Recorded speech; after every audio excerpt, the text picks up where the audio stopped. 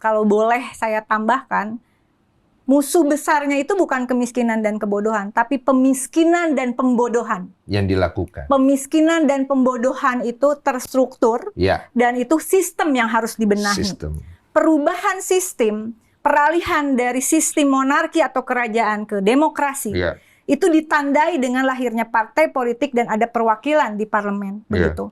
Nah, keputusan politik, wherever you go, you will be a police. Kemanapun kamu pergi, kamu akan bagian dari polis, bukan polis asuransi. Polis itu negara Yunani kota, Yunani Romawi, begitu. Paham. Nggak ada yang bukan keputusan politik. Kita bisa ngomong sebebas ini ruang publik digital. Itu ada ruang politik. Karena ada keputusan politik, tidak boleh ada lagi pembungkaman. Dulu kan Tempo aja dibredel beberapa media. Itu keputusan politik. Harga cabai pun keputusan politik. UKT naik atau turun itu keputusan politik.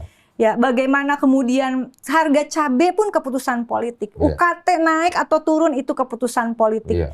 Ya, bagaimana kemudian warga negara kita jadi korban perdagangan orang yang jumlahnya makin lama makin banyak.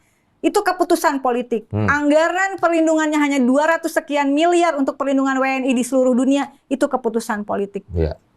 Jalan di depan rumahmu ini keputusan politik. Betul. Semen yang dipakai bangun ini mau pakai semen buatan industri nasional atau semen luar, itu keputusan politik. Gak ada yang bukan keputusan politik. Cuma keputusan politik. Nah, keputusan politik itu adalah keputusan hukum. Keputusan hukum itu diputuskan di dua tempat kalau secara nasional. Melibatkan Istana Merdeka, dalam hal ini eksekutif tingkat paling tinggi, presiden beserta pembantu-pembantunya yang bernama menteri, dan kemudian DPR di Senayan. Dua tempat ini Jadi saya waktu itu kalau kayak gini gue pengen seenggaknya bisa, nggak ada lagi orang miskin ditolak dari rumah sakit, berarti gue harus masuk DPR.